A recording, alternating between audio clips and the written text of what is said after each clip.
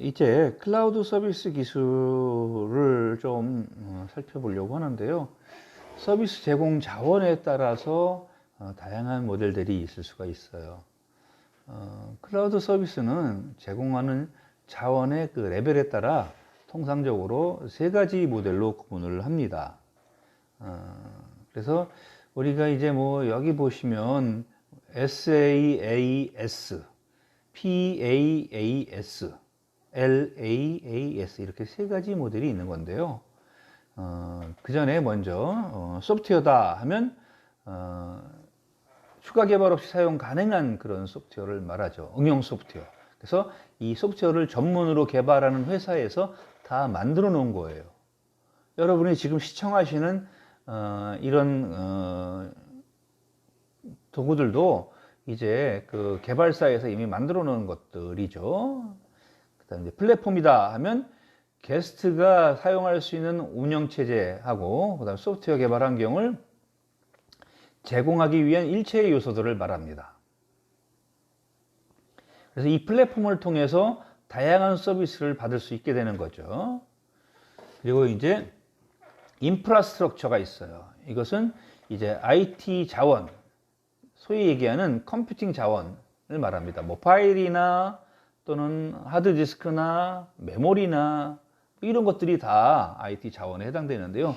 이런 것들을 제공하기 위한 일체의 요소들을 우리가 인프라스트럭처라고 얘기합니다. 그래서 여기 그 SaaS, PaaS, LaaS의 그 첫 글자 있죠? SPL이라는 것들은 I죠. IaaS입니다. 아유, 제가 자꾸 이제 실수를 했는데요. 이 소프트웨어의 S, 플랫폼의 P, 그 다음에 인프라스트럭처의 I가 되겠습니다. 인프라스트럭처 하면 앞에서 말씀드렸던 물리적인 공간이나 전기적인 시설, 그리고 네트워크 인프라, 그 다음에 보안장치, 이런 예를 들면 뭐가 있어요? 보안장치는 방화벽이라든지 아니면 침입 탐지 시스템 이런 것들이라든지 그 다음에 서버 시스템 여기에 이제 가상화 기술까지도 다 인프라스트럭처에 해당이 되는 거고요. 그 다음에 이제 플랫폼이다 하면 이런 게스트 즉 고객을 위한 운영체제 그리고 이 고객이 사용할 수 있는 소프트웨어 개발 플랫폼이라든지 그 다음에 응용 프로그램에 대한 인터페이스 그 다음에 데이터베이스까지도 우리가 이런 플랫폼으로 서비스로 제공을 할 수 있는 거고요. 끝으로 이제 응용 소프트웨어가 있죠. 자, 먼저 IaaS입니다. 이것은 이용자에게 서버, 스토리지와 같은 하드웨어 자원을 임대하고 그 다음에 제공해 주는 것을 말합니다. CPU 성능, 메모리, 뭐 하드디스크 크기 이런 것들이 다 이제 주문 가능하죠. 그래서 애플에서 아이클라우드나 KT의 뭐 유클라우드, 드롭박스 이런 것들을 통해서 메모리를 제공을 해주는 서비스가 지금 제공되고 있고요. 그 다음에 이제 서버나 데스크탑을 제공해주는 서비스 아마존에서 EC2라는 서비스로 IaaS의 일종이죠. 그 다음에 이제 플랫폼에 대한 것은 PaaS가 있는데요. 이건 이용자에게 소프트웨어 개발 플랫폼을 임대 및 제공해주는 것을 말합니다. 그러면 이용자는 소프트웨어 개발 플랫폼을 주문을 해서 하고 또 주문한 환경에서 응용 프로그램을 개발할 수 있게 되겠죠. 이와 같은 PaaS로 제공되는 것은 구글에서 앱 엔진이라는 형태 또는 VM웨어 클라우드 이런 것들이 이런 PaaS 형태의 클라우드 서비스가 되겠습니다. 자, 끝으로 SaaS가 있는데요. 이거는 이제 이용자가 원하는 소프트웨어를 임대 제공해 주는 거죠. 그래서 클라우드 서버에 설치된 소프트웨어를 온라인으로 제공을 해주게 되겠습니다. 이용자는 원하는 소프트웨어를 물리적으로 구매나 설치할 필요가 없이 원격으로 가상 공간에서 운영할 수 있어요. 우리 MS 같은 데서도 쓰는 오피스 365 이런 것들도 일종의 SaaS가 되겠죠. 그 다음에 salesforce.com에서 제공하는 고객 관리 프로그램, 구글 같은 데서 하는 닥스, 즉 문서 편집 및 공유 기능을 제공해주는 그런 타입의 클라우드 서비스죠. 이렇게 이제 이런 종류들이 있어요. 자, 그리고요, 서비스 대상에 따라서 한번 모델을 구분을 해보면요, 일단 공공용 클라우드 서비스, 퍼블릭이죠. 그 다음에 사설용 클라우드 서비스, 그 다음에 혼합형 클라우드 서비스가 있습니다. 공공용 클라우드 서비스는 불특정 다수의 사람을 대상으로 하는 서비스입니다. 그래서 특정 기업만 제한적으로 제공하지 않고 여러 서비스 사용자에게 제공하는 거예요. 반면에 이 사설용 클라우드 서비스는 기업 및 기관 내부에서 제한적으로 서비스를 제공을 합니다. 그래서 특정한 내부 데이터 센터에 구축을 해서 일반 이용자들의 접근을 허용하지 않는 그런 서비스 형태입니다. 이 둘을 합친 혼합형, 하이브리드형 클라우드 서비스가 있는데요. 이것은 공유를 원치 않는 일부 데이터 및 서비스에 대해서만 이 프라이빗 정책을 설정을 해놓고 있는 거죠. 그래서 상대적으로 중요도가 떨어지는 어플리케이션이나 데이터에는 공공용으로 이렇게 설정을 해서 서비스를 제공을 하고, 그 조직의 핵심적인 어떤 어플리케이션이나 데이터에는 이 프라이빗 서비스로 클라우드로 관리를 하는 거예요.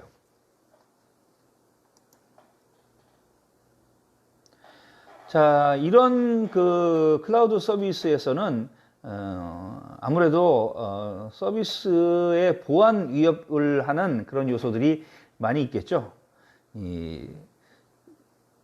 기본적으로 클라우드 서비스가 자원 활용의 효율성을 증대시킬 목적으로, 그리고 이 자원 할당을 간편하게 할 수 있도록 하기 위해서 이제 하이퍼바이저라고 하는 그 개념을 쓰고 있지 않습니까? 그러다 보니까 이 모든 자원을 소프트웨어 기반으로 가상화해서 제공을 하게 되겠죠. 그래서 논리적으로는 독립적이지만 물리적으로는 동일한 자원을 공유하는 거예요. 그래서 일반 사용자는 이 자원을 다른 사람이 쓰고 있다는 것을 인식을 못하고 있을 뿐이죠. 그래서 앞에서도 말씀드린 것처럼 클라우드 서비스는 기본적으로 그 서비스를 구성하는 요소와 방법에 따라서 가상화되는 방식도 다르고, 또 정보를 위탁하거나 자원 공유하는 방식도 다르고요. 또 사용되는 단말기도 다양하기 때문에 이러한 특성으로 말미암아 다양한 종류의 보안 위협이 발생할 수 있다 하는 거예요. 그러면 어떤 보안 위험 요소들이 있는지 살펴보면요. 자, 가상화에 따르면, 가상화라는 것은 물리적인 자원이 있긴 있는데 이것을 제한적이죠. 물리적이라는 것은 제한적이 있는데 이 물리적인 그 자원을 모든 원하는 사용자에게가 같은 시간에 다 원하는 건 아니잖아요. 그죠? 그래서 그런 것들을 잘 활용을 해서 그 유한한 자원을 아주 활용도를 높이기 위해서 가상화를 하는데요. 이런 것들을 소프트웨어 기반으로 논리적으로 통합 재분배해서 사용할 수 있도록 해주는 거죠. 자, 정보 위탁은요, 이용자의 모든 자원이 이 서비스 프로바이더의 클라우드 서버에 들어와 있어요. 그러니까 그 관리를 클라우드 서비스를 제공해주는 서비스 프로바이더에게 믿고 맡기는 거죠. 그래서 위탁하는 겁니다.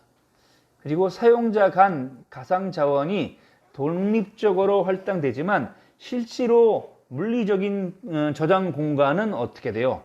이 클라우드 서비스를 제공하는 제공자의 자원을 공유하고 있는 거죠. 그리고 PC뿐만이 아니라 스마트폰 같은 다양한 단말로부터 접속이 가능하도록 이렇게 해주고 있죠.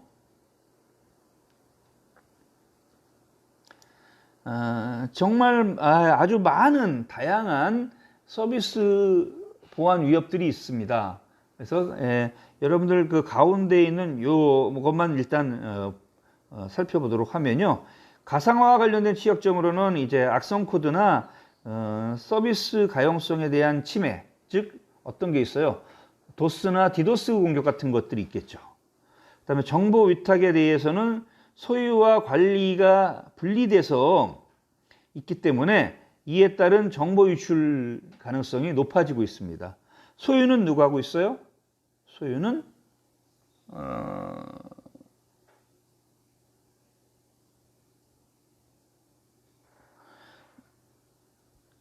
이 클라우드 서비스를 제공하는 제공자가 하고 있는 거죠. 자, 그 다음에 자원 공유 및 집중에 따른 이런 서비스 장애도 발생할 수 있습니다. 그래서 특정한 시간대에 예를 들면 서비스 요청자들이 왁 몰린다든지 하면 그러면 서비스에 장애가 있을 수 있죠. 그리고 단말 다양성에 따라서도 정보 유출이 가능하고 또 분산 처리에 따른 보안 적용에 어려움이 있습니다. 그리고 나라마다 또 어떤 지역마다 법규 및 규제가 다르기 때문에 이런 거에 대한 문제점도 보안 위협으로 작용할 수가 있겠죠. 여러분들 이제 지금 이런 것들에 대해서 지금 왼쪽 편과 오른쪽 편에 각각 정리를 좀 해놨습니다. 구체적으로 다시 한번 잘 꼼꼼히 살펴주시길 바랍니다. 자, 어떤 위협이 있어요? 가상화 취약점에 대한 상속. 클라우드 서비스는 시스템 자원을 통합, 재분배해서 제공하죠. 따라서 이런 그 가상화 시스템이 갖고 있는 취약점도 이것을 이용하는 이용자에게 그대로 상속됩니다. 그러니까 악성 코드에 감염되어 있다, 클라우드가. 그러면 이걸 이용하는 이용자도 악성 코드에 감염될 수밖에 없겠죠. 제니나 VM웨어 같은 이런 가상화 기능을 지원하는 하이퍼바이저를 사용해서 동시에 여러 개의 가상 머신을 구동하기 때문에 하이퍼바이저가 악성 코드에 감염되어 있다 하면 다른 하이퍼바이저의 상의 머신들도 악성 코드에 감염될 가능성이 높아지는 겁니다. 이런 가상 머신이라는 것이 또 어떤 응용 프로그램에 가상 머신을 뭐 일반 사용자가 쓸 수 있는 그런 응용 프로그램이 있는데 그런 응용 프로그램에 해킹 툴이 포함되어 있다 하면 다른 가상 머신도 을 통해서 이런 하이퍼바이저들에 대한 공격이 가능해져요. 그래서 여러분 그림에 보여드리는 거 있는 것처럼 어떤 악성 코드가 특정한 호스트에 있는 운영 어플리케이션을 통해서 1차 감염이 되면 이게 다른 가상 머신들에게 2차 감염이 일어나고 그리고 최종적으로 전체 이 하이퍼바이저까지도 감염을 시키는 으로써 모든 가상 머신이 다 감염되는 이런 3차 감염까지도 가능해질 수 있다는 거예요. 그래서 지금 1차 감염은 하나의 악성 코드가 퍼져서 호스트의 그 운영체제에 묻어있는 악성 코드가 게스트한테 옮겨져서 그 이용자의 예를 들면 머신이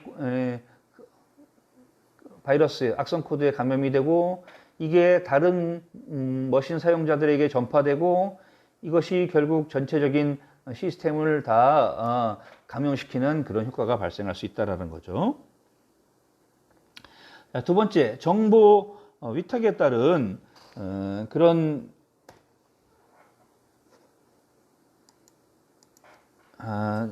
유출로는요.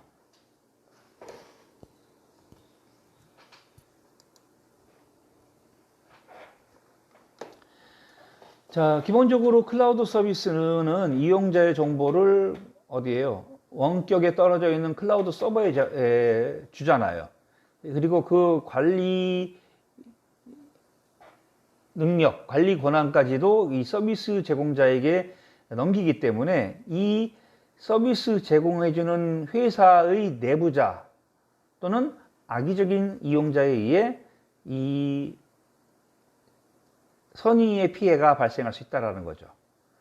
서버 내 다른 이용자가 타인의 정보를 몰래 복사하거나 수정해도 이 본래 이용자는 알 수가 없어요. 왜냐하면 내가 직접 관리하지 않기 때문에.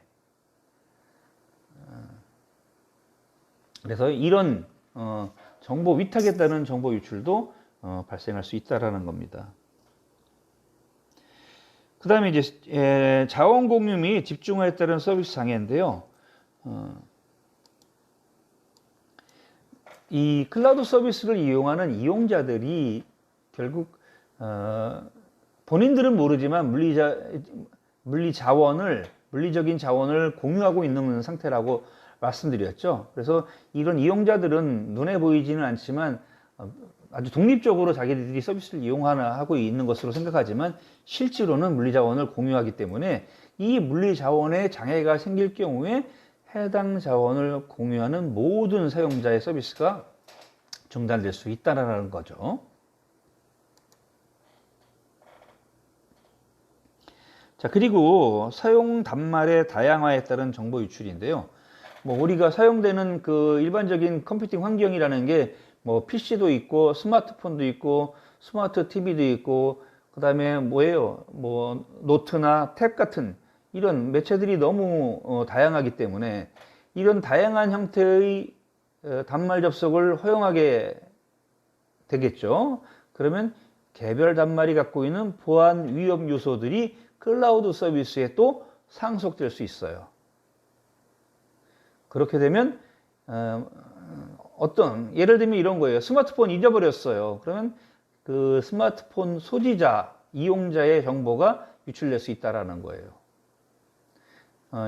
거기다가 우리가 이제 어떤 과금이나 이런 문제 때문에 대형 데이터를 사용할 때 공공 와이파이 같은 보안성이 떨어지는 접속 환경을 이용할 때가 많잖아요. 그러면 이런 공공 보안성이 떨어지는 환경에 대한 도청이나 공격들이 다양하게 존재할 수 있다는 거죠. 이 밖에 법규 및 규제의 문제도 있었는데요. 정보의 소유와 관리 주체가 분리되어 있고 또 서버들은 분산해서 배치하고 있기 때문에 기존 법규와 규제 적용을 할 때 문제가 일어날 수 있죠.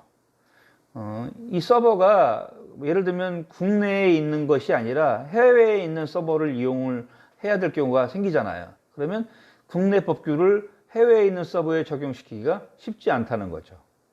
이런 문제들이 있고요. 또 보안성 평가나 보안 감사에 아직까지 클라우드 관련된 항목이 없는 경우가 많아요. 그래서 이런 점검이나 규제 방안이 아직 마련되지 않은 경우가 많이 있습니다. 그래서 이런 것으로 인해서 어떤 피해가 발생해도 구제되기가 쉽지 않은 경우가 있죠.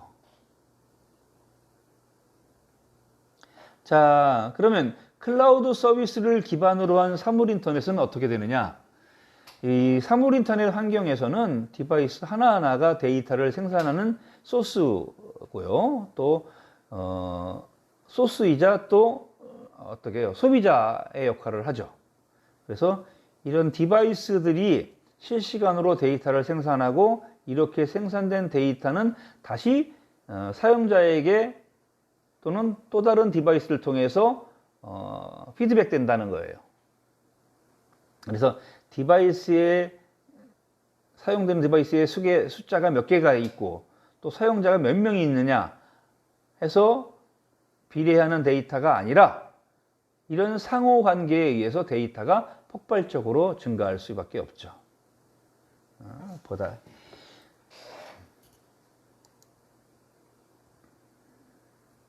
그래서 이제 우리가 일반적인 이 클라우드 서비스를 기반으로 하는 사물 인터넷은 왼쪽에 있는 그 많은 이런 디바이스들이 무선 통신을 통해서 클라우드에 접속하고 클라우드 내부에 있는 데이터베이스에 접속을 해서 많은 서비스들을 이용을 하고 자원을 관리하고 공유하고 이렇게 되겠죠. 그리고 이것들이 다시 이 네트워크를 이용해서 또 다른 디바이스나 머신들에게 정보가 제공돼야 할 테고요. 혁신적인 그런 사물 인터넷 서비스를 촉진하기 위해서 우리가 구축하는 것이 결국 사물 인터넷 클라우드인데요. 이 사물 인터넷을 위한 생태계에서는 센서나 디바이스 이런 것들을 포함을 해서 이런 것들을 서로 연결하기 위한 네트워크도 필요하고요. 또 각종 어플리케이션 필드에 특화된 그런 기술이나 솔루션 이런 것들이 가능하도록 하기 위해서 우리가 일반적인 범용 플랫폼을 만들잖아요. 따라서 이런 것들에 대한 그 사물 인터넷 클라우드를 구성할 때는 다음과 같은 구성 요소들을 고려를 해야 되는 거죠. 먼저 사물, 그다음에 이것들을 연결하는 연결, 또 이렇게 연결된 상황에서 운영해야 되고 이를 통해 서비스를 제공해야 되는 이런 사물 계층, 연결 계층, 즉 네트워크 계층, 운영 계층, 응용 계층 이렇게 4개의 계층으로 구성이 됩니다. 그래서 센서를 포함하는 물리적인 장치 이것들이 이제 사물을 구성하게 되는 거고요. 그다음에 이런 사물들을 연결하기 위한 유무선 통신망과 그다음에 통신 절차나 규약이 이제 연결 계층에 해당되겠고요. 이것들을 운영하기 위한 논리적인 프로세스와 관리 서비스가 운영이라고 하는 그 계층에서 자리 잡고 있고요. 최종적으로 이용자에게 서비스를 제공할 응용 프로그램이 만들어져야 되겠죠. 그리고 이들 간에는 전체적으로 보안을 통해 관리해줘야 합니다. 그렇죠? 그래서 이런 부분에 대한 사물 인터넷 클라우드의 구성을 여러분 그림으로 이렇게 나타냈습니다. 그래서 서비스 프로바이더들이 이 클라우드 IoT 클라우드 플랫폼을 통해서 최종적으로 고객에게 서비스를 제공해 주는데 이때 여러 가지 디바이스와 서비스들이 서로 연결돼서 분석돼서 어떤 구체적인 행동으로 서비스가 제공되어야 하겠죠. 이때 IoT 사물 인터넷 클라우드 플랫폼에서는 여러 가지 생산성을 제고시키고 그다음에 비용은 절감하고 그다음에 어떤 복잡성이나 복합성은 제거해서 단순화시키고 하는 그런 형태로 서비스가 제공되어야 할 것입니다. 자, 이상으로 사물 인터넷과 클라우드 컴퓨팅에 대한 내용을 종합적으로 한번 살펴봤습니다. 여러분 수고 많이 하셨습니다.